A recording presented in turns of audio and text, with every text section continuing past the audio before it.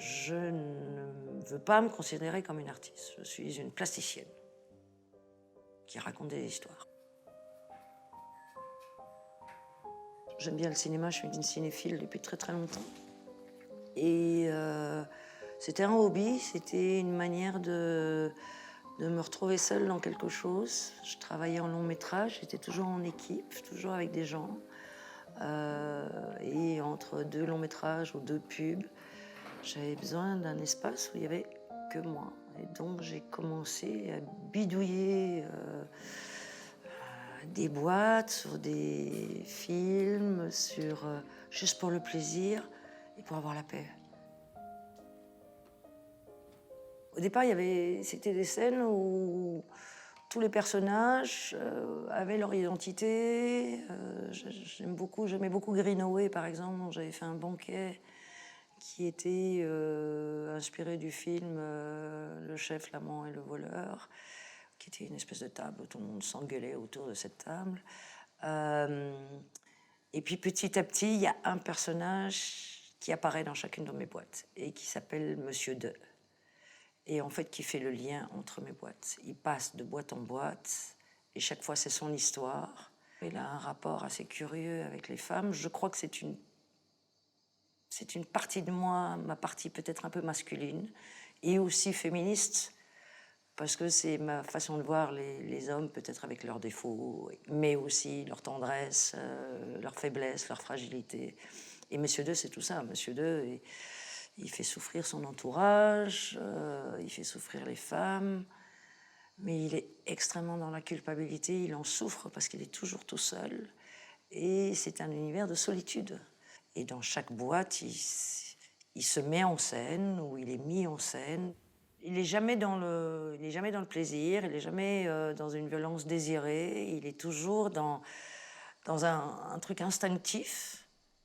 Et puis après, en introspection, il y a ce sentiment de culpabilité et surtout de solitude, contre lequel il ne peut rien faire. Ça, c'est l'histoire de Monsieur Deux.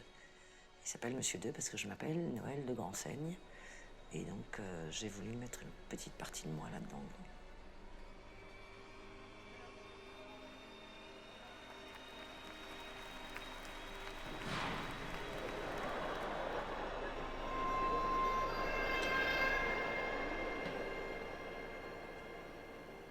Alors moi, je peux expliquer mes boîtes. Je peux dire, voilà, cette boîte-là, elle représente pour moi ce film. De temps en temps, on me regarde parce qu'il n'y a pas... C'est pas une évidence. Je ne copie pas, je fais pas des maquettes scénographiques, je ne reproduis pas des scènes de cinéma. Je reproduis des lumières, je reproduis des mouvements, je reproduis des ambiances. Chaque boîte a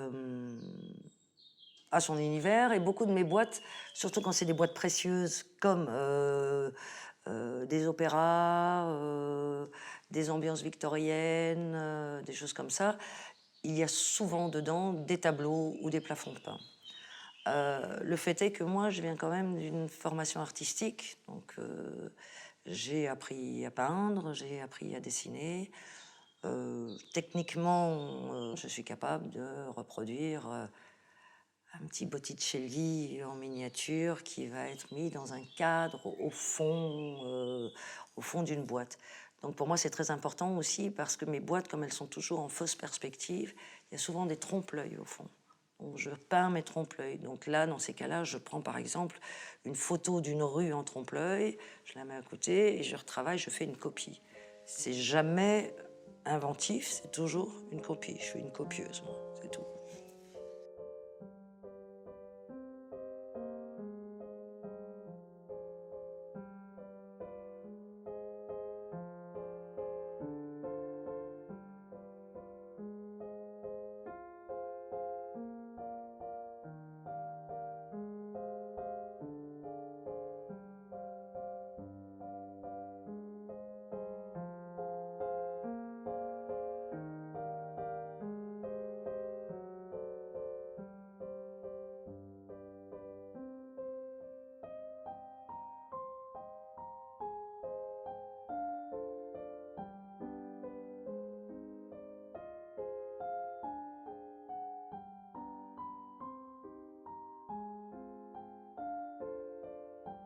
En fait, cette boîte, c'est une boîte très particulière, d'abord parce qu'elle rassemble énormément d'objets de décoration, d'éléments de décoration, et donc qui m'ont demandé beaucoup de travail, qui rejoint aussi cette intention de travailler avec des produits de recyclage. Donc, par exemple, les colonnes, ces belles colonnes grecques, sont des rouleaux de film plastique de cuisine qui sont replâtrés, qui sont repatinés, marbrés. Les appliques sont des boucles d'oreilles, des chaînes de lavabo, et on inclut là-dedans, effectivement, tout ce qui est les peintures romantiques et qui donnent en fait toute l'ambiance de ces maisons closes du fin du 19e ou du début du 20e siècle. Alors, mon petit monsieur 2, il est fait dans une espèce de terre qui durcit à l'air. Mon petit personnage, il amène une histoire dans la boîte qui fait qu'on n'est plus devant une maquette, mais devant une petite scénographie dans laquelle il y a un personnage. Donc la seule manière, c'était de le créer, et pour le créer, ben, je l'ai sculpté. Il n'est pas peint, il n'est jamais peint, parce que il passe dans cette boîte et que j'aime ce côté ciré, j'aime le côté nature. Il a juste un petit détail en plus de temps en temps. Et il y a aussi une chose qui est très importante, c'est que c'est toujours le même personnage, il a toujours un grand manteau, il est chauve, il a des grandes oreilles décollées, et il est inspiré d'un personnage que j'adore, qui est Freddy dans Les Griffes de la Nuit, avec son petit débardeur à rayures, et qui a ce grand manteau, et ses oreilles un peu en pointe. Et mon monsieur 2 est un peu un Freddy.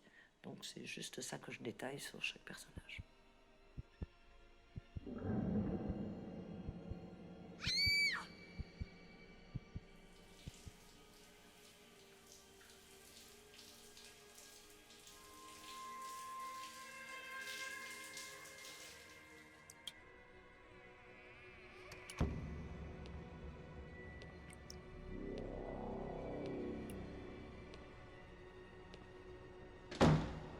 En ce qui concerne l'évolution de mon travail,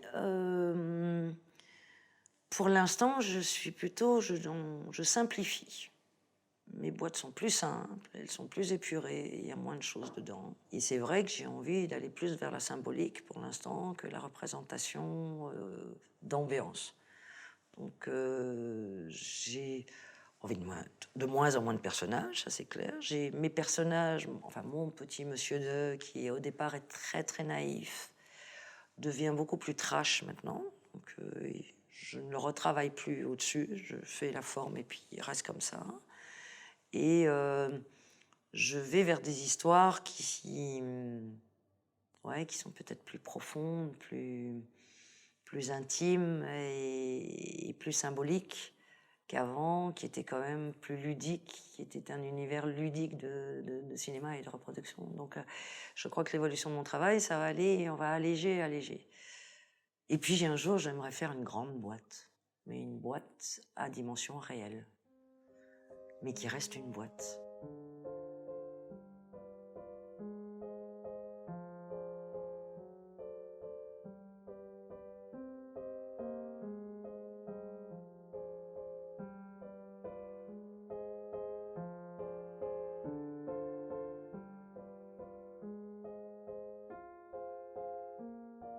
J'ai mon dark side et j'ai mes angoisses et j'ai des choses dont je ne parle pas spécialement, qui doivent effectivement ressortir dans mon travail parce que je ne les exprime pas tous les jours et que de temps en temps, il y a quand même des trucs qui tournent dans la tête la nuit et je les ressors dans mon travail. Oui, c'est un exutoire, ça c'est évident. C'est un exutoire, c'est évident.